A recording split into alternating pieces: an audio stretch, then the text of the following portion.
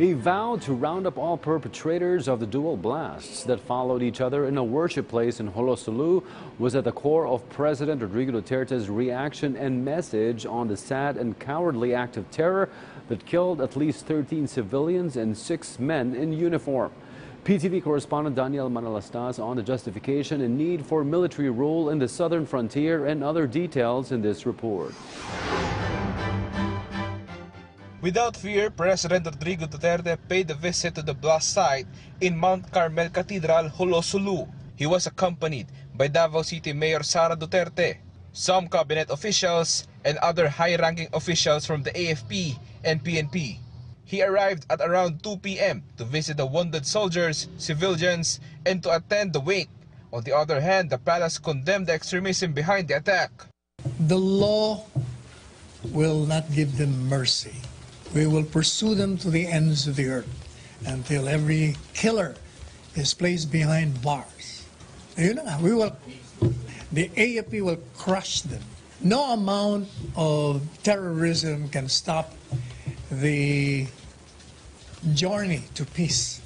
Presidential spokesperson Salvador Panelo also confirmed that President Duterte expressed his anger over the bombing tragedy. That's why Palace insists martial law in Mindanao should be implemented more intensively.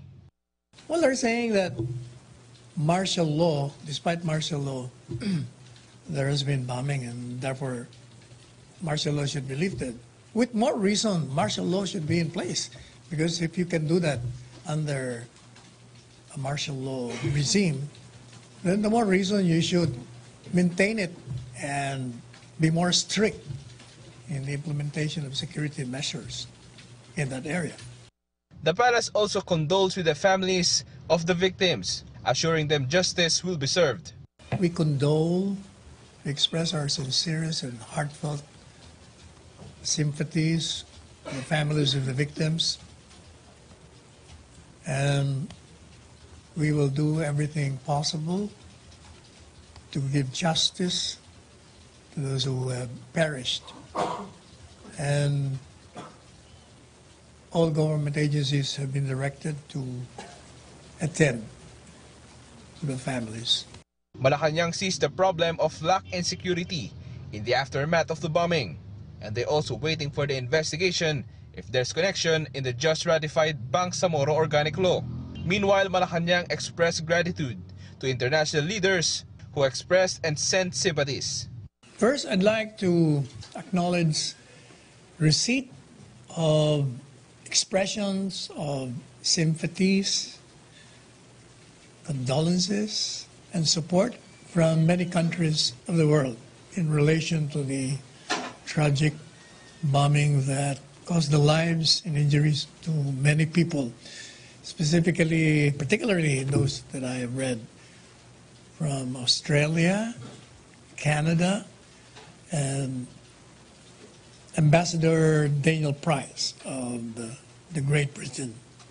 And I would like to express our thanks also to our Pope, expressing also his sympathy to us. Daniel Manalastas for The Nation. Beyond the headlines, it's news with a different perspective. before the day ends, For events that shape our views and impacts the world around us. we keep you up to speed. With Richmond Cruz and Charms Espina. PTV News Headlines, your comprehensive nightly news source, only here.